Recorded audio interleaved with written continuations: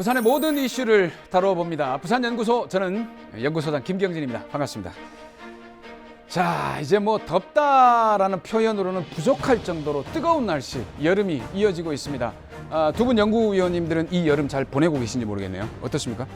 저는 뭐 덥다는 걸 잘 못 느낄 정도로 좀 정신없이 살다 보니까 바쁘게. 지금 이게 지금 장마철인지 아니면 이게 완전히 폭석인지 이걸 잘 못 느끼고 살고 있습니다. 바깥 날씨를 느끼지 못할 정도로 바쁘게 사신다. 예. 부럽습니다. 그렇게 되면 안 됩니다. 그 우리 조 위원님은 어떻습니까? 아니 뭐 저는 뜨거운 거는 괜찮은데 예. 왜 너무 습하면 이렇게 짜면은 물 떨어지잖아요. 수가 딱딱 짤 요새 때. 정치가 그런 것 같아. 아, 그래요? 요새 정치가 너무 습해가지고 정치 때문에 더 짜증나고 더 너무 얹잖아요. 좋은 표현입니다. 정치는 짜면 나올 정도로 습한 날씨가 계속되고 있다. 얹지 않는다. 야, 과연 이제 어떨지 오늘 또 우리가 이슈를 하나씩 찾아봐야 되는데, 일단 이 뜨거운 이슈들을 저희들의 냉정한 시선으로 아주 차갑게 식혀보도록 하겠습니다. 물론 뭐 재미는 덤이죠. 자, 그럼 오늘의 첫 번째 이슈 어떤 이슈인지 화면으로 먼저 만나보시죠. 그때 내가 그렇게 불었던 건 진심이 아니었어. 돌아서지 않을 줄 알았던 내게 나쁘게 한 거야.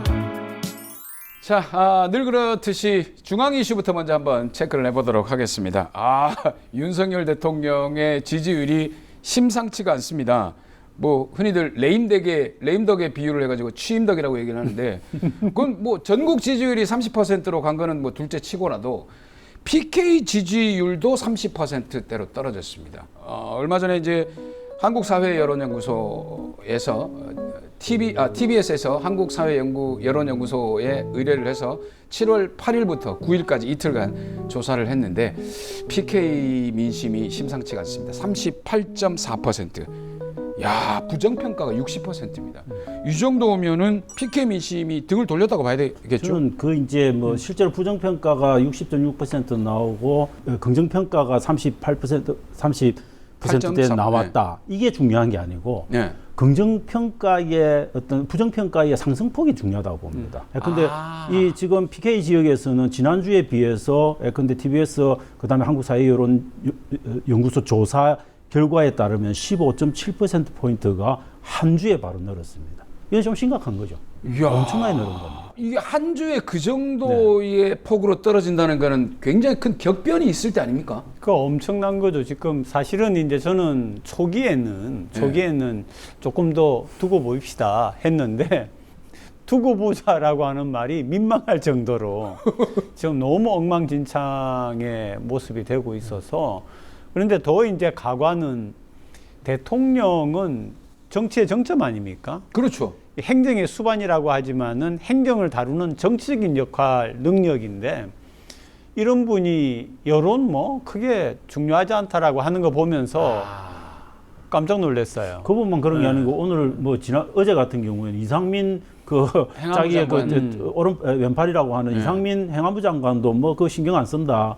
신경 쓸 필요 없다. 이렇게 이야기해 버리니까 대통령실 이하 전 내각이 그런 생각을 갖고 국정을 운영을 하게 되면 어떻게 될까 이런 고민이 드는 거고, 저는 무엇보다도 심각한 거는 예컨대 이명박 대통령 시절에도 광우병 사태 때문에 급전직하하고 박근혜 대통령도 어느 시점에서는 데드크로스가 나타나고 그다음에 노무현 대통령도 그렇게 나타났어요. 문제는 이분들이 나타난 것은 어떤 사유가 있습니다. 박근혜 대통령 같은 경우에는 이제 최순실 사태 때문에 만들어진 거고, 그다음에 또 이명박 대통령 같은 경우에는 광우병 사태라고 하는 큰 이벤트가 있었는데, 이벤트가 생겨서 떨어지는 거는 국민들이 이해할 수 있어요. 그 이벤트 때문일 거야. 근데 이건 떨어지는 이유가 너무도 전방위적이라는 거죠. 그리고 이건 이벤트 때문이 아니고 대통령 개인이 갖고 있는 자질과 역량에 대한 명확한 부정적인 인식, 이런 것들 때문에 생겨난 게 저는 더 문제다. 근데 남은 세월이 4년하고도 6개월이 넘게 걱정이 남은 세월이어서 좀 국민들로서는 답답한 거죠, 이 시점에서. 그러니까 이제 이렇게 보시면 좋을 것 같아요. 대통령 자신의 문제가 있고, 네. 그 다음에 김건희 여사의 문제가 있고, 네. 그 다음에 이제 국힘 자체에 또 문제가 있죠. 그죠? 거기다가 부산에 그 국힘의 국회의원들이 다수를 차지를 하고 있는데 이 사람들이 부산의 현안이라든지 부산의 민생의 어려움 같은 거는 별로 챙기지를 않고 오로지 지금 공천을 향해서 중앙만 바라보고 있는 그런 모습이니까 이게 총체적인 난국이고요. 저는 그래서 이게 임계점을 넘으면은 회복이 불가능할 수 있다. 지금 굉장히 임계점을 넘으려고 하는 그런 위기에 와 있다. 이렇게 저는 그 보죠. 임계점의 핵심이 저는 국민의힘의 정당 지지도가 지금은 좀 버텨주고 있습니다. 그 말은 뭐냐면 대통령이 그것도 취임 초기의 대통령은 당연히 자당 정당 지지도보다도 한 10% 포인트는 항상 높게 높아요. 나와야 되는데 맞아요, 지금 맞아요. 그것보다 낮아요. 예. 그러니까 자연스럽게 국민의힘이 정당으로서 좀 지탱해주는 느낌이 있는데 저는 만약에 국민의힘의 어떤 이 지탱하는 이 부분까지 무너진다. 그러면 저는 굉장히 걷잡을 수 없을 거다. 그래서 저는 그럴 가능성이 지금 좀 우려가 된다는 거죠. 임계점 그러니까. 이야기를 하는 게 네. 왜 그러냐면은 실망인 거죠. 사실 부산 분들이 이렇게 밀어주고 당선시키는데 어느 정도 기여를 했다라고 하면은 부산을 위해서 뭘 해야 될 거 아닙니까? 나중에 우리가 다룰 수 있겠지만 그런데 보시면은 2030 엑스포라든지 가덕 신공항은 사실 이 대통령이 임기 속에 이루어지는 건 아닙니다. 그 완성 자체가. 네. 그리고 이제 그 외에는 부산을 위해서 하고 있는 게 지금 아무것도 없고 국회의원들끼리 뭉쳐가지고 뭔가 하려고 해도 지금 뭔가 국힘에 대한 그런 어떤 거를 끌어들이기가 어려울 텐데 전부 이제 자기 개인적인 사유만 보고서 중앙만 바라보고 있으니까 부산은 갑자기 하루아침에 낙동강 뭐가 된 거죠. 윤석열 대통령의 지지율을 얘기하다 보니까 일단 부정평가가 올라가고 있는 이 부분이 굉장히 좀 중요한 부분이라고 말씀하셨고 여러 가지 이유들을 말씀하셨는데 뭐 말씀 나온 김에 얘기를 한번 해보죠.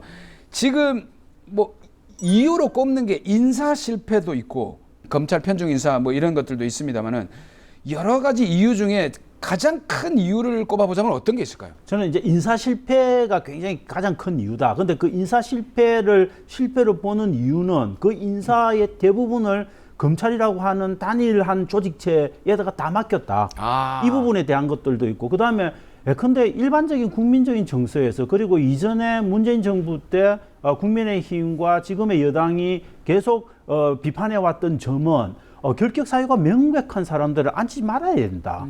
근데 결격 사유가 명백한 사람들을 계속 앉혀서 그 중에서 또 2명씩은 낙마시키고 사퇴하고 이런 분위기를 만드는 거고 그렇게 근데 그런 거죠. 교육부 장관이 기본적으로 엄청난 그 음주운전 경력이 있었죠. 네. 근데 초등학교 교사들은 음주운전 했다고 다 징계 먹고 파면됐어요. 근데 교육부 장관은 그렇게 하고도 장관이 장관이 됐어. 된다면 이런 것들이 국민들의 일반적인 정서에서는 이해가 안 오는 겁니다. 야, 그럼 윤석열 대통령이 내세웠던 공정과 상식이라는 이 부분이 약간 그게 훼손이 핀트가 됐다. 안 맞기 시작하는 거죠. 훼손이 됐네요, 그죠? 거기다가 이제 사실은 대통령 개인에 대한 실망이 저는 크다고 봅니다. 아, 그렇습니까? 왜 그러냐면은 제가 아까 정치인, 비정치인 이야기를 했는데 정치는 다르거든요.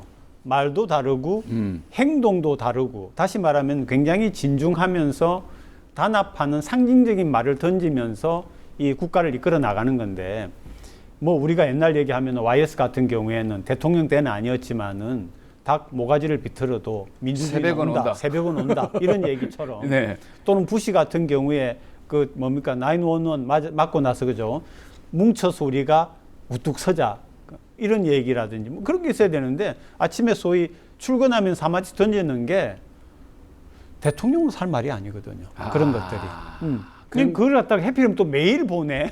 그러니까 지금 그러니까 이게 안 되는 대통령이 거예요. 제가 볼 때 자기가 어떤 공적 위치에 있는 사람인지에 대한 자기 어떤 정체성이 명확하게 저는 확립이 안 된 상황이어서 뭐 그거는 이제 경험이 없으시니까는 뭐 그럴 수도 있다라고 이해는 하지만 사실 국민들 입장에서는 대통령을 연습하라고 이렇게 뽑아놓은 건 절대 아니니까 아니지. 저는 준비된 빠른 사람 시간 뽑는 안에 거죠. 그 자기 정체성, 즉 대통령의 지위에서 뭘 어떻게 해야 된다는 자기 정체성을 명확하게 확립할 저는 필요가 있다 그렇게 봅니다. 그러니까 이제 이 처음에 출발할 적에 그죠 소위 그 뭡니까 이 굉장히 옛날 우리가 생각하는 정치적인 그런 것들이 묻어 있는 네. 그런 걸 탈피해서 국민에게 다가가고 국민 소리를 듣는 그런 대통령이 되겠다라고 했는데 국민들이 가만 보니까 옛날 게 나은 거예요 지금은.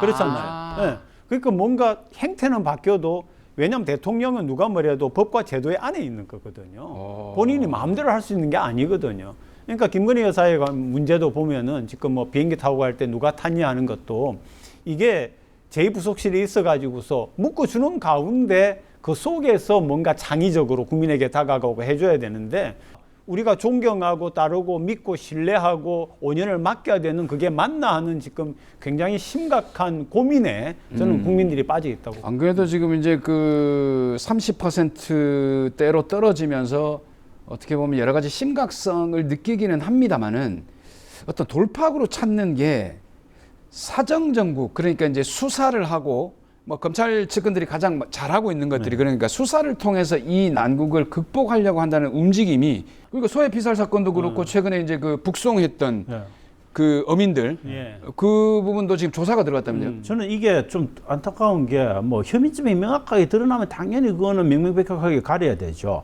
그런데 논란의 여지가 있는 것들을 자꾸 끄집어낸다는 겁니다. 예컨대 서해 피살 사건도 지금도 객관적인 팩트가 어떻게 되는지 알 수 없는 상황에서 그렇죠. 그런 것들을 아예 예컨대 그분 피살 당하신 고인을 아예 영웅시 해버린다든지, 그다음에 이번에 이제 그 북송한 어민들도 그분들이 어민인지 아니면 지금 현재 그때 당시 판단으로는 이게 16명을 살해한 그냥 살인범인 겁니다. 그렇죠. 그 명백한 팩트들이 제대로 가려지지 않은 상황에서 그냥 일방적으로 이런 것들을 끄집어내서 언론을 통해서 문제화시킨다는 거죠. 저는 이런 것들은 뭔가 설계를 해서 뭔가를 만들어 보겠다는, 공황정국이나 사정정국을 만들겠다는 의도가 아니면은 설명하기가 굉장히 어려운 상황이 되고 있다는 겁니다. 안 그래도 이게 안 통한다고 말씀하셨잖아요. 저는 그게 통하지 않는다고 보는 이유가 일단 지금 우리가 생각하는 뭐 어민 문제나 또는 뭐 공무원 문제나 이런 것들은 시시비비를 따질 내용이 그 안에 들어 있습니다.